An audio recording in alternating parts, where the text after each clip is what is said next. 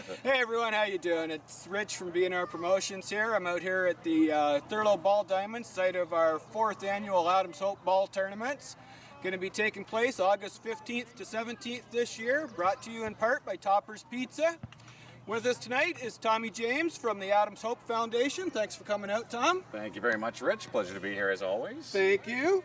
I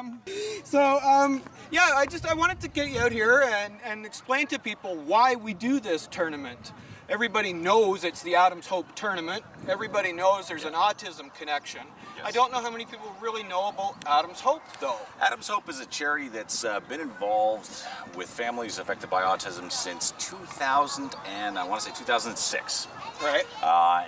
It's basically named after my son, Adam. That's where we got Adam from. My son Adam has autism. He's 14 years old now. He was diagnosed when he was 2.5, which is around the age that kids with autism get diagnosed. And originally we were given a whole lot of money for government funds, because this is when we were back out in Calgary, Alberta, and they've got it really set up so that the minute your kid is diagnosed, boom, you get, I think it's over $40,000 worth of funding right off the bat, which is great. However, it at the time was only for their typical government-sponsored treatments, IBI, ABA, which we won't go into what that all stands for. Sure. We're going to be here for 5 hours. And that didn't seem to work for Adam. So we started investigating alternative treatments. We found a school in Massachusetts which had incredible potential and incredible results. But of course, it's very out there, and it's also in Massachusetts, so nobody was going to cover any of the funding for that. So we decided, let's raise the money ourselves, and we created our own charity called Adams Hope. We did that successfully. It was $16,000 US that we had to raise to go down there and do those treatments. Did them, and then decided, well, if we've already got the charity number, why not keep it going? And not just for Adam, but let's help out all the other families out there that are affected by autism and see what we can do for them. And it just snowballed from there, got bigger and bigger as time's gone on. And frankly, it's been eight plus years now, so it's gotten to a point where there's a good amount of recognition for Adams Hope. Absolutely, yeah. Thanks to events like yours actually spreading the word out there. It's been a bit of a learning experience, I take it, too. Yes, it has. Yeah, absolutely. I mean, these treatments that are available in the States, do you ever foresee that being available in Canada? I don't know, because there are so many different treatments out there. I mean, we've done everything from provide music therapy for kids, out-of-the-box speech therapy, outside-of-the-box speech therapy. There's been horse riding. Some kids love that. There's a lady who has an equestrian group down in the county, and she helps have kids. There was a famous documentary, semi-famous, called Horse Boy, where there was a family that had an autistic child as well, and he was very nervous, very skittish, and they found the second he got on a horse, he just unwound and relaxed, and it was like the two of them bonded like that. And this lady decided to create her own therapy because of it. And as a result, there are some families out there that want that. Of course, that's not covered either by any kind of funding. Of course. It's unconventional, but there are families that swear by these treatments. So you go out there and you take your best shot. I don't think I'm going to surprise anybody when I say when it's your kid, you beg, borrow, or steal to do whatever the heck you think is going to work. Yeah. So that's the thing, is there's so many mysteries around autism that there's no definitive treatment. Right. So nobody knows your kid like the parents. So for a typical autistic child, what is their day like? How is it vary from your average everyday child? The hardest part about what you just said there was the word typical, because there's no such thing really I suppose as that's a typical right, autistic child. There are some kids out there, I know some that won't eat without a feeding tube. I never met these ones, but when I was out in Calgary, I had therapists tell me that they had worked with ones where the child wouldn't eat a stitch of food, but was bit by bit eating the foam out of the couch, and had eaten half of the couch. The only time that this kid would ever eat is when the kid was near death and was forced to. That's one example. Then there are other kids like my son. My son, he'll eat anything you put in front of him, basically. He's pretty good that way. Yeah. But he has speech difficulties. He can't talk. Right. Not well, anyway. He can come and give us one word here or there. He's made some massive improvements, but with him, the great difficulty will be if he's in his room and he's absolutely having a massive flip out. We couldn't tell you if it's because a toy of his isn't working right or if it's because his appendix is rupturing. That's the big worry that we have. We can't tell on a moment's notice what's going on. So Yeah, that's got to be difficult. it's difficult. And the one thing that I can tell you we all have in common, and I'm very comfortable saying this, and I'm not trying to say it in a woe is me kind of way, it's just to help other people understand. When you have a child with autism, there's always some incredible degree of difficulty surrounding that child, be it his hearing problem, be it his speech problem, be it his sensitivities to this or that you are wired to be aware of that child 24/7. And I know most parents would say, oh, I'm aware of my kids 24/7 all the time. But in this case, you have an active part of your brain that is constantly going. If you're sitting down trying to relax, read a book, watch a TV show, and you hear a noise, the adrenaline goes right off the bat. What was that? What happened? Is it going to go bad? I don't know what that is. Should I even check? And you're always on eggshells, basically, just trying to react to what your kid might be doing. Right, and you know what? You just kind of answered my next question. I was going to ask, how does it really affect the families? I mean, beyond the financial, that's obvious. Financial's hard. But I mean, it's got to be a strain on your everyday work life. Yeah. Your right down to sitting down for supper. Well, I can tell you right now, case in point, I'll give you my example, because I'm an open book when it comes to talking about me and my family. I'm a financial advisor and have been for the last few years. I'm very good at it. But this year has easily been my hardest year doing my job because my son took a bad spin in December. He's going through puberty right now. He's yay tall and he's 14 years old, and we've had our difficulties with him. They've been pretty bad to the point where we've had to get the police involved, every counseling group we know involved, and it's not his fault. It's not our fault. And you can't really say it's autism's fault. It's just all of those things combined, and the fact that he can't deal with it. So we can't talk to him, and when he's freaking out and flipping out, you can't settle him down. So we spent the first 4 months of this year in meeting after meeting after meeting with this group, that group, going up to KGH to see the psychology department.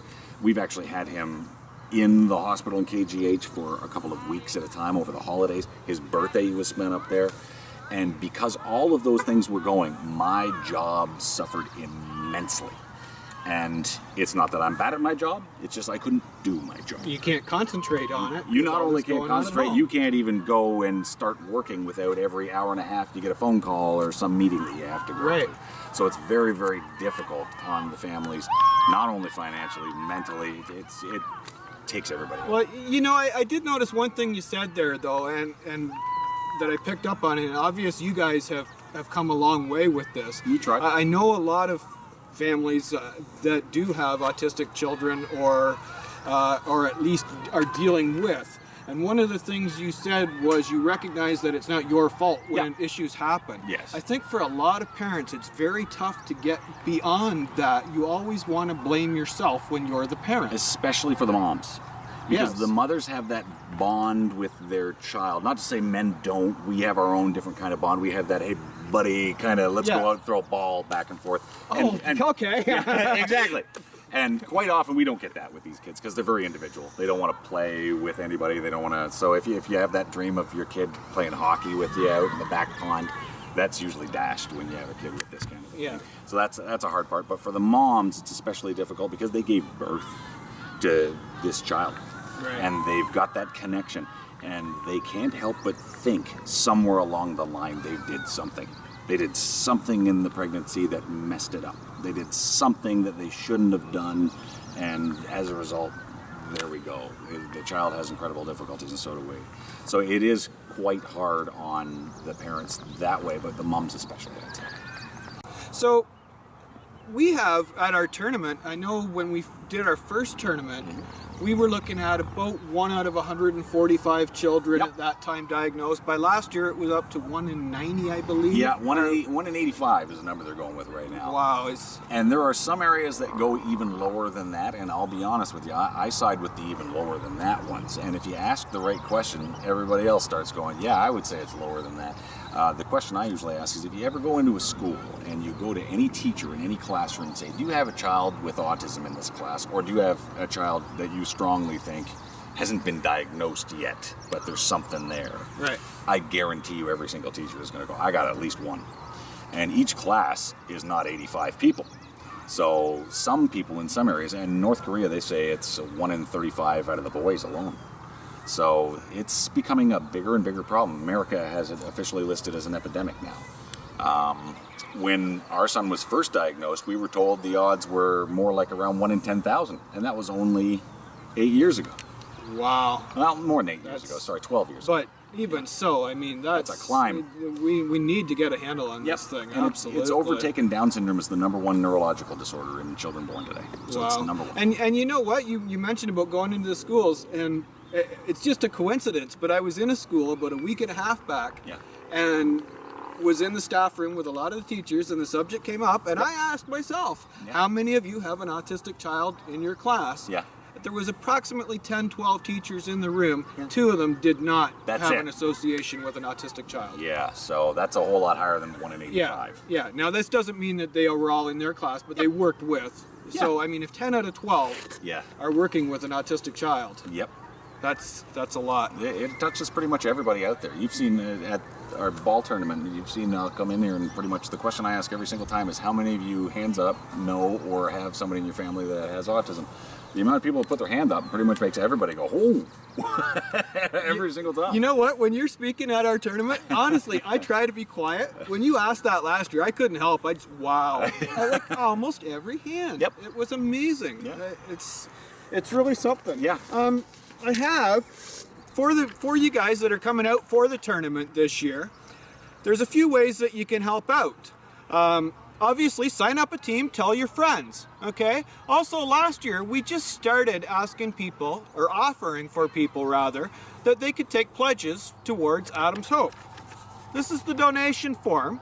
You can find it on our website. You can find it on our Facebook page. You can just give me a quick text. I'll tell you the number right now, 613-243-4462. I'll make sure that you have the forms. Last year, the top fundraiser walked away with a couple of 100 level tickets to the Blue Jays. So very nice prize.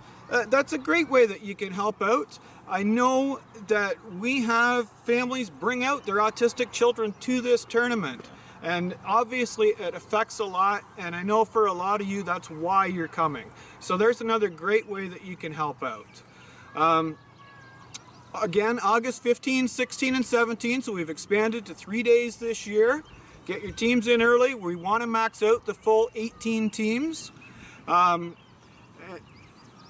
mean, that's really it. Get a hold of us, get in early. Tom, I know outside of Adams Hope, you're working with families with special need in your professional life as well, is that right? One of the things, as I mentioned before, I am a financial advisor. I work with Sun Life, and one of the things that I do is I help plan for families with special needs children, especially autism, because there are some serious pitfalls that there are floating around out there, and with the best of intentions, I see families run into those pitfalls all the time.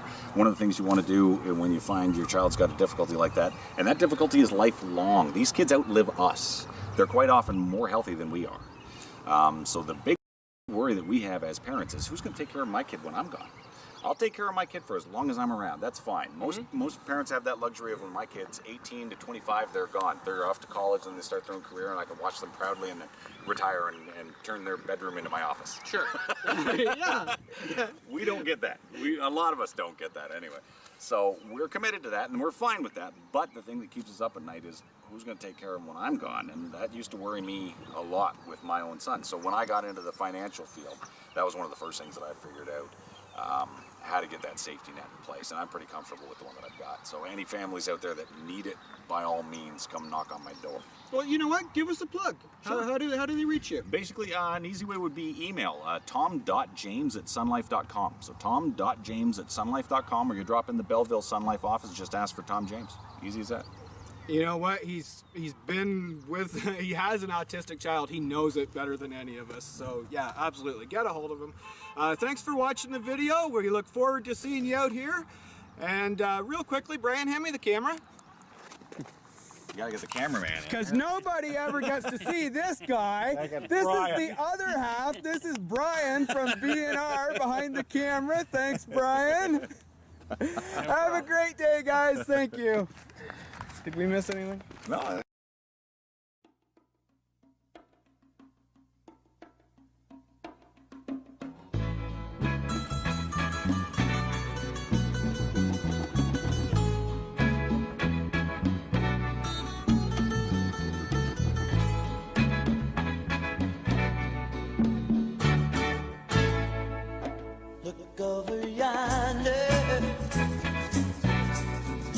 What do you see?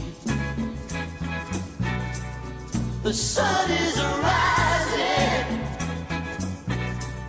most definitely.